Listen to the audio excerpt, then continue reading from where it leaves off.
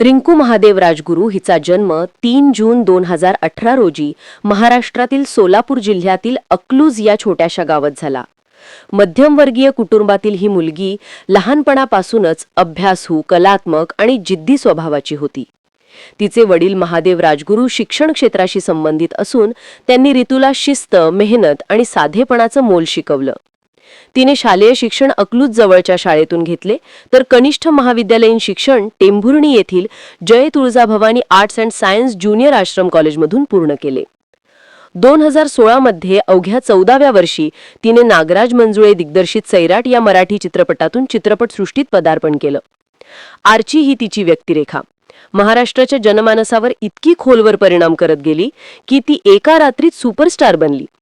सैराटनं केवळ व्यावसायिक यश मिळवलं नाही, तर समाजातील जातीभेद, विषमता, स्त्री-पुरुष संघर्ष यावरही प्रभावी भाष्य केलं. या भूमिकेसाठी रिंकूला 63व्या राष्ट्रीय चित्रपट पुरस्कारात विशेष उल्लेख, 2017च्या फिल्मफेअर मराठी पुरस्कारात सर्वोत्कृष्ट अभिनेत्री आणि सर्वोत्कृष्ट नवोदित अभिनेत्री तसेच सिने पुरस्कार मिळाले.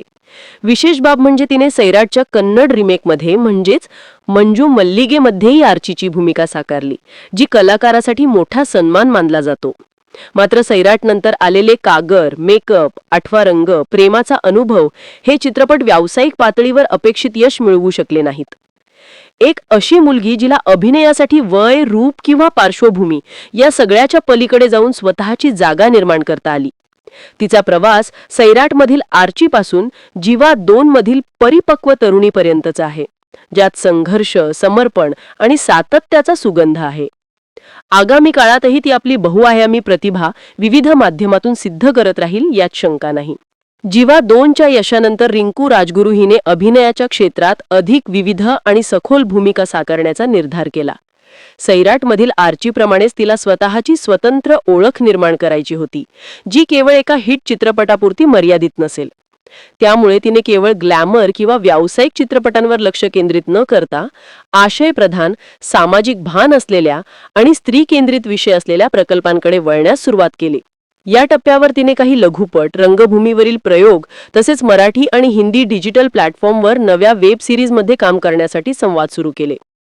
अभिनयासोबतच तिने स्वतःला नव्या स्वरूपात सादर करण्यासाठी अभिनय, कार्यशाळा, शरीर फिटनेस, नृत्य, संवाद, अभ्यास यावरही भर दिला. एका मुलाखतीत तिने सांगितले होते की माझ्यासाठी अभिनय ही केवळ प्रसिद्धीची साधन नाही, तर ती एक सामाजिक जबाबदारी आहे. ती महिला सबलीकरण, ग्रामीण शिक्षण आणि किशोरवयीन वेळींसाठी प्रेरणा म्हणून काम करावी ही तिची आंतरिक इच्छा आहे. त्यानंतरही तिने हार न मानता अभिनय कौशल्य सुधारत राहिली.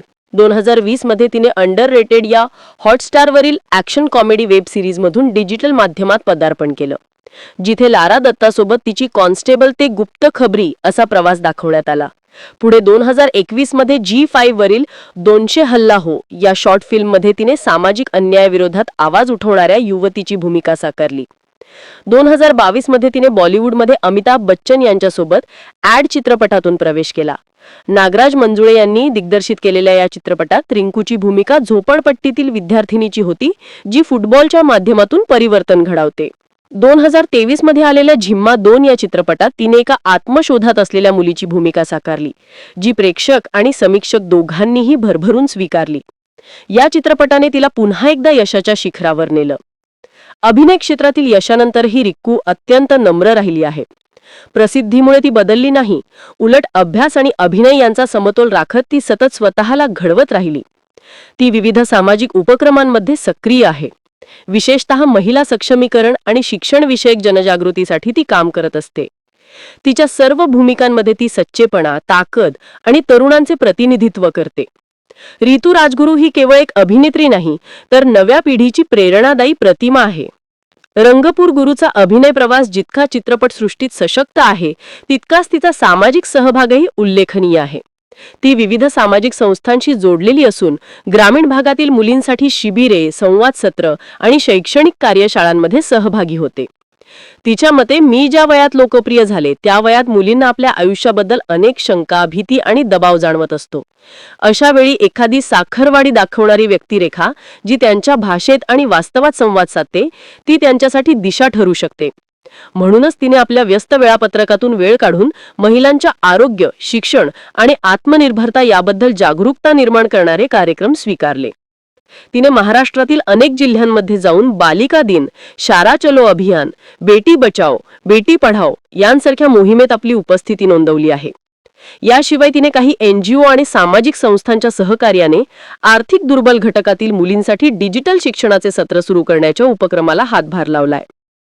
तिला वाटते की प्रसिद्धीचा उपयोग जर केवळ स्वतःची जाहिरात करण्यापुरता केला तर ते अपूर्ण कार्य ठरते. पण जर ती प्रसिद्धी समाजोपयोगी कामात वापरली तर ती खऱ्या अर्थाने अर्थपूर्ण होते.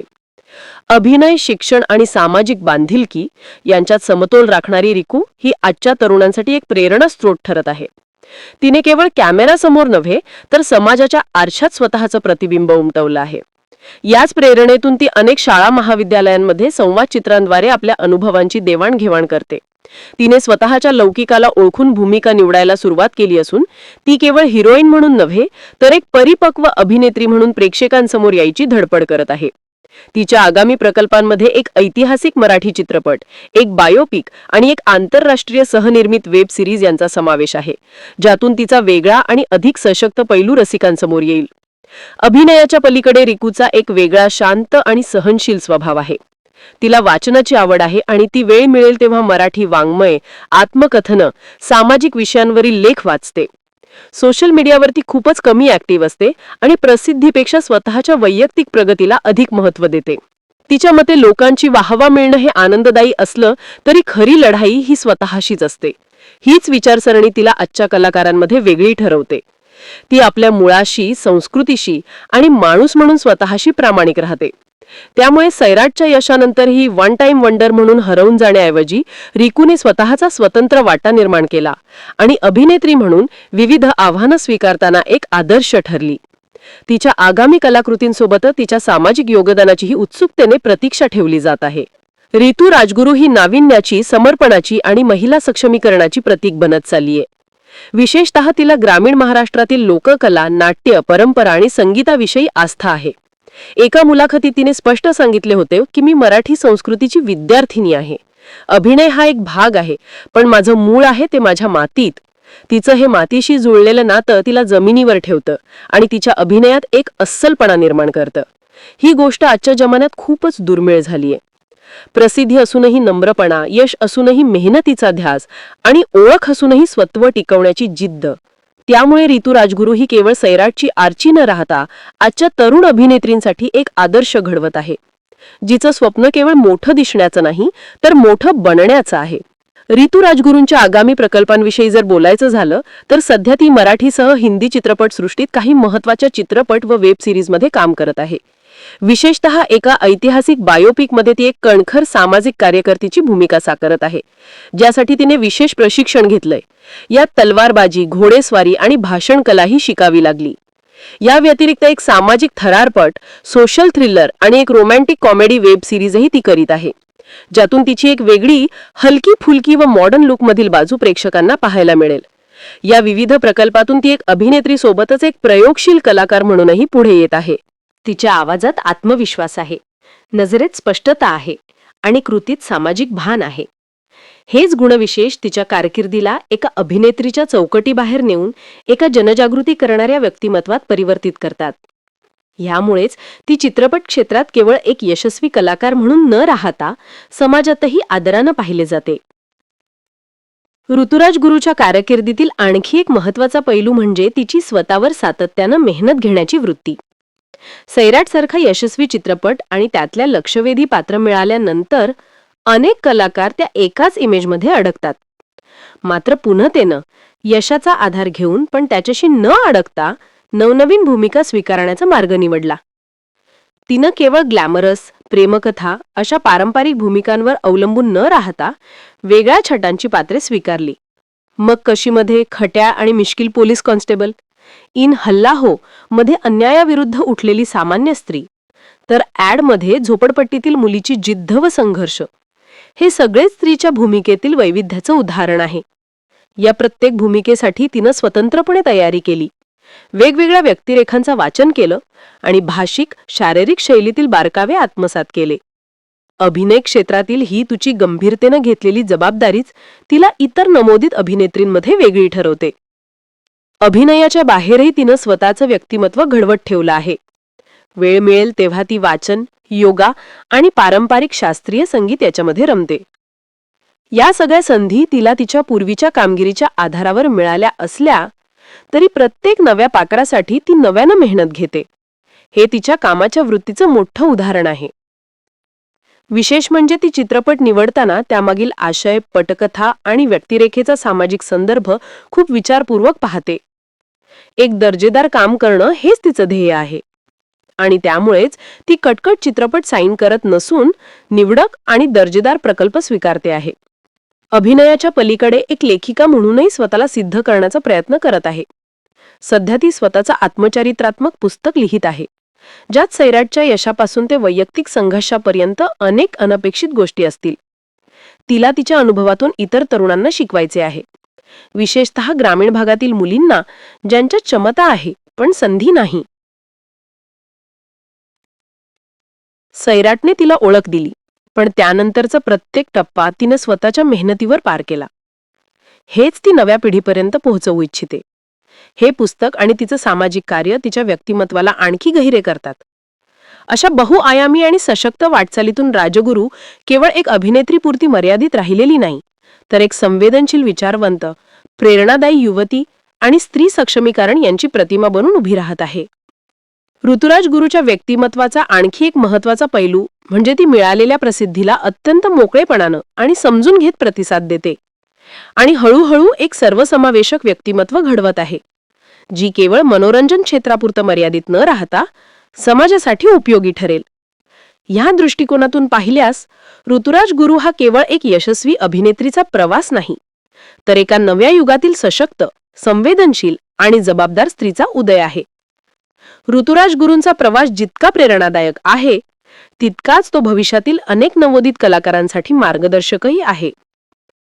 ग्रामीण भागातून येऊन राष्ट्रीय स्तरावर आपल्या अभिनयाची छाप सोडणं ही सोपी गोष्ट नाही, पण जिंकूनही हे अशक्यप्राय वाटणारं स्वप्न प्रत्यक्षात उतरवलं. तिच्या यशामध्ये केवळ तिच्या अभिनयाची ताकदच नव्हे, तर तिच्या मूल्यांची, कुटुंबानं दिलेल्या संस्कारांची आणि स्वतःवर असलेल्या विश्वासाचीही मोठी भूमिका आहे. अभिनय क्षेत्रात नाव मिळाल्यावर अनेक कलाकार शहराच्या चकचकितीत हरवतात, पण तिची मुळे मातीशी जोडलेली ठेवली आहेत. ती नेहमी आपल्या गावी आपल्या लोकांमध्ये रमते. आजही तिच्या गावातील लहान मुलं, शाळकरी मुली तिला भेटायला उत्सुक असतात आणि तीही त्यांच्यासोबत वेळ घालवायला कधीच नकार देत नाही. सैराटमधील आर्ची ही जशी एक सामान्य मुलगी असूनही असामान्य निर्णय घेणारी होती, तशीच ही आहे. साधी, सोज्वळ, पण निर्णय घेण्यास आणि आपली वाट स्वतः तयार करण्यास सक्षम. लहान वयात प्रचंड यश, लोकांची अपेक्षा, सामाजिक दबाव आणि अभिनय क्षेत्रातील स्पर्धा यांचा तिला सामना करावा लागतो, पण या सगळ्याला तिनं अतिशय परिपक्वतेनं हाताळलं आहे. सैराट नंतरच्या काळात तिला केवळ कौतुकच नव्हे तर टीकाही झेलावी लागली. काहींनी तिला एका भूमिकेसाठी अभिनेत्री ठरवलं, काहींनी तिच्या पुढील चित्रपटातील कामगिरीवर प्रश्नचिन्ह उपस्थित केलं, पण या सगळ्यावर तिनं संयमानं आणि मेहनतीनं उत्तर दिलं. त्यांचं म्हणणं आहे की प्रत्येक कलाकाराचा प्रवास चढ उतारांनी भरलेला असतो. महत्वाचं हे नसतं की यश किती मिळालं, तर हे असतं की आपण अपयशातून काय शिकतो. हे विचार तिच्या परिपक्वतेचे आणि आत्मचिंतनशील वृत्तीचे प्रतीक आहेत. प्रसिद्धीच्या झगमगाटात स्वतःचं भान न हरवता ती स्वतःच सुधारणा घडवून आणते आहे. ती सोशल मीडियावर फारशी आघाडीवर नसली तरी तिचे चाहते तिच्या साधेपणावर, नैसर्गिकपणावर आणि प्रामाणिकपणावर प्रेम करतात. ती फॅशन, मेकअप किंवा गॉसिपऐवजी अभिनय, अनुभव आणि विचार ह्यावर लक्ष केंद्रित करते. तिला सेलिब्रिटी असण्यापेक्षा कलाकार असणं महत्वाचं वाटतं आणि हीच भूमिका तिला समकालीन अभिनेत्यांपेक्षा वेगळी ओळख देते.